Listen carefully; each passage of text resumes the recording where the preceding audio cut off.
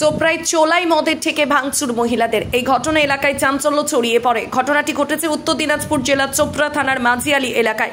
এদিন স্থানীয় মহিলাদের সূত্রে জানা যায়, দীর্ঘদিন ধরে চোলাই মদের অবৈধ কারবার চলত মাঝিয়ালি এলাকায়। আর এরই জেরে শ্রমিকরা রাত্রে চোলাই মদ খেয়ে বাড়িতে এসে স্ত্রীকে মারধর করত। বেশ কয়েকবার রাতে চোলাই মদ খেয়ে পথ দুর্ঘটনাও ঘটে, এমনটাই জানায় স্থানীয়রা।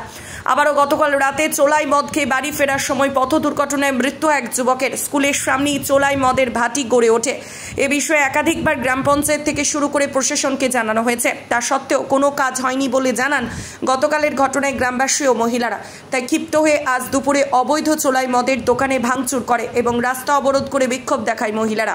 ঘটনার খবর পেয়ে ছুটে আসে চোপড়া থানার পুলিশ এসে ঘটনা নিয়ন্ত্রণে আনে। ঘটনার তদন্ত শুরু করেছে চোপড়া থানার পুলিশ ও আগবানি দপ্তর। মহিলা মিলে সব একজোট হয়ে গিয়ে সবাই ভাঙচুর করেছে। ওদের বলা হয়েছে, এর আগেও একবার বলেছে, ওরা মানেনি কথাটা। ওটার জন্য এবার সবাই দারু ওদের বাড়িতে গিয়ে সব ভাঙচুর করছে। এখানে 2-3 জন লোক মারা যাচ্ছে এরকম দারু খেয়ে। ওখান থেকে দারু খেয়ে এদিকে পার হচ্ছে, গাড়িতে এসে মেরে দিচ্ছে। আচ্ছা, দারু খেয়ে রোডে বসে থাকে না? হ্যাঁ, এই যে কালকে হয়েছে। কালকে কি হয়েছে? কালকে আমাদের ছোট ছোট দুটো বাচ্চা, হ্যাঁ, দারু খেয়ে মানে এদিকে এসছে, অন্য গাড়ি এসে মেরে দিচ্ছে। ওর বাবাটা তো ওদের কোনো কন্ট্রোল থাকে না ঠিক করে, এদিকে হচ্ছে, অন্য গাড়ি এসে মেরে দিচ্ছে, কিছু বুঝতে পারেনি। আপনাদের কি দাবি এখন? আমাদের দাবি এখন যে দারু ভাটি বন্ধ করা হোক। এরপর দেখা গেল যদি এর কিছুদিন পর যদি আবার গড়ে ওঠে তাহলে আপনারা না, তাহলে আমরা ওদের ঘর বাড়ি সম্পূর্ণ জ্বলাই দিব। এবার পুলিশ প্রশাসন আমরা কিছু মানবো না, এবার আমরা ঘর বাড়ি জ্বলাই। প্রশাসন পুলিশ বলল যে আমরা এর পরবর্তী এটা নিচ্ছি, আমরা দারু ভাটি বন্ধ করে দিচ্ছি। আপনার নামটা? আমার নাম সীমা দাস। এই রাস্তাতে এখন চোপড়ায় যাচ্ছিলাম, রাস্তার মধ্যে এখানে দেখি অনেক লোকজন, প্রচুর মহিলা এসে দাঁড়ালাম। তারপরে দেখছি এরা মানে প্রত্যেকটা বাড়িতে ঢুকছে এবং দারুর ভাটি, যেখানে হচ্ছে আপনি চুল্লু দেশি মদ বানাচ্ছিল, সেইগুলা গুড় ছিল কিছু, আর কিছু দারু ছিল যেটাকে চুল্লু বলে। তা সেইগুলা সব এই মহিলারা গেছিলো, ওগুলো ফেলে দিল। এটা একটু উত্তেজিত হয়েছিল মহিলারা, কারণ এখানে দারু খেয়ে পর এখানে 2টা অ্যাক্সিডেন্ট হয়ে মারা গেল। বিশেষ করে এরিয়ায় একটা ক্ষোভ আছে যে এখানে গতকালকেও একজন মারা গেছে। এরিয়ায় ক্ষোভ আছে যে এখানে দারু বানায় এবং এই দারু খেতে এসে মানুষ মানে এইভাবে মারা যাচ্ছে বারবার। যার সামনে হাই স্কুল আছে, ঠিক হাই স্কুল আমাদের সামনে 100 মিটার পরে হাই স্কুল, তার অপোজিটে এইভাবে দারু বানানো হচ্ছে। যাই হোক, এইগুলো আজকে দেখা গেলো যে দারু এবং প্রচুর দারু এবং গুড় যেটা দিয়ে বানায় সেগুলো প্রচুর পাওয়া গেছিলো এখানে। সেখানে মহিলারা ওগুলো ফেলে দিল।